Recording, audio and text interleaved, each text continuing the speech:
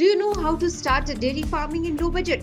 Research species and breed the most common animals for getting milk are cows, goats, or water buffalo. Each kind has different types and local knowledge can help you choose the best one. Here's what you can do. Talk to government offices, universities, and other farms for advice. Cross out types that won't do well in your weather. For each type, divide how much it costs to take care of them for a year by how much milk they make. Second, you have to decide on a food source. Using concentrated food is easier but costs more money. When starting a new farm, you can save money by using a method called management intensive rotational grazing along with feed.